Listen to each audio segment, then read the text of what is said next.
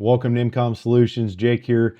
So today we're going to go over the steps and what you need to be able to do OTA over the air firmware updates to your Meshtastic radios. These instructions are going to be for Android users. If I get the demand, maybe I'll do for Apple, but the problem is I don't have Apple devices, so therefore I can't really show you real time how it works. So I could only just go through the instructions that are available online. This way, in this video, I'm going to provide you all the steps and the links necessary so you're able to get this done successfully. Where does this application apply to you? Well, really, for most people, it will probably apply if they have like a home solar node that's up on their roof or something in their house. They don't want to have to climb up there with a laptop or take the device down, bring it in the house, plug it in, and connect to their computer and use the Meshtastic flasher. This way, if you can connect via Bluetooth and a Android phone, and with the nRF Connect app that's produced by Nordic Semiconductors, pretty easy steps. You just got to do a download. You download a different firmware version. Like I said, we're going to go through all that here in the latter part of this video, but it's the OTA firmware. I'm going to show exactly where to get that and what it looks like, so you know you're going to do this. And it really didn't take that long, and it was super easy. I tested it out with my new radio. This is the AT Labs RN1. I'm going to have a future video on that, so stay tuned for that radio video. But let's get started.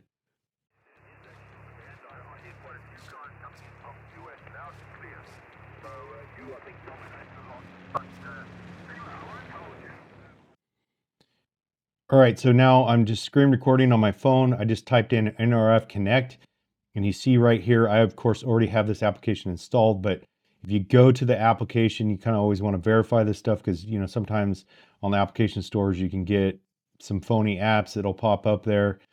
And so you look at this nRF Connect for mobile, Nordic Semiconductors ASA. So you're going to install that app. And of course, you have to go through the normal setup of the application and give it permissions so that you can connect via Bluetooth. Once you have the application open, you're of course going to see the scanner feature right here, and it's scanning right now. So we're looking for a device. Well, my device, oops, back to scanner.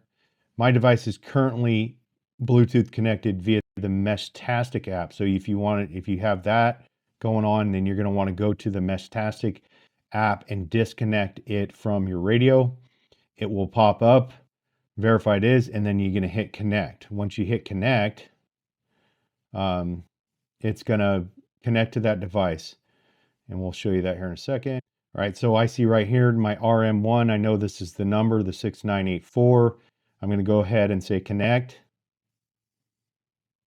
Once I have it connected, it's going to give me the data from the device, what firmware is on there.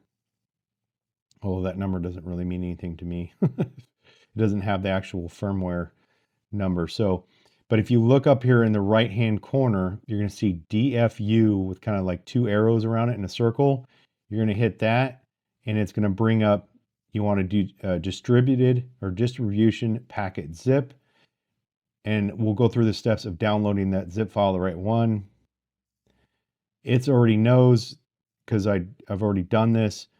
I have the right one right here, and I would select that and it would install onto the radio. It takes a little while. I'll show you what that kind of looks like.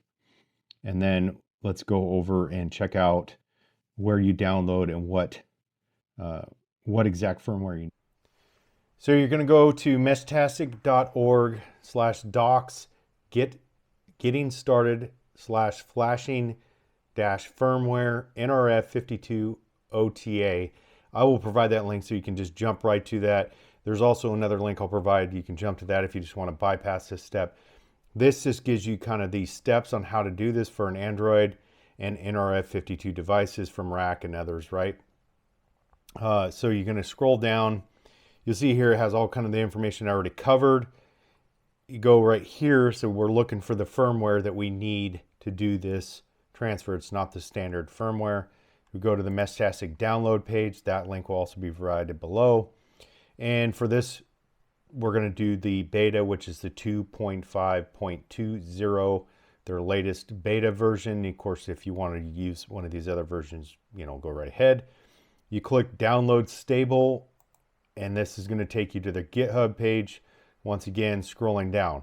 Now, all you're doing here is looking for the nRF52 zip file. You're going to download that file. And here I have a folder I just have dedicated on my desktop for doing this type of stuff. I store firmware in here. Makes it easy to work from. Of course, when you initial download it, you see the same file, the firmware file. Now, it's a zip file. You're going to unzip that file, open that one up, because we're looking for one specific file. And you're going to see OTA, but you need to make sure that it's the OTA, because the OTA is at the end of the file name. So if you look at the name towards the end, you want to make sure that it's the one for the device, in our case, the rack 4631 OTA ending. Now, if you do this on your phone, of course, you can just download it right from there. Or if you're doing it on desktop or laptop or whatever, and you want to transfer, just email to yourself or use a drive, cloud drive or something like that, like Google Drive, and then transfer it to your phone. Just know where you save it, because when you connect into the nRF Connect app, you're gonna select those things, and you're gonna need to know the location of it. So know that so you can select it. That pretty much does it. So I hope you found this useful. If you have questions about this process, please put them in the comments below. Subscribe to the channel, hit that thumbs up, check out our social media links, our websites, affiliate links, and much more, all down in the details section. Thanks for watching. Stay tuned for more great emergency communication solutions videos. Have a great day.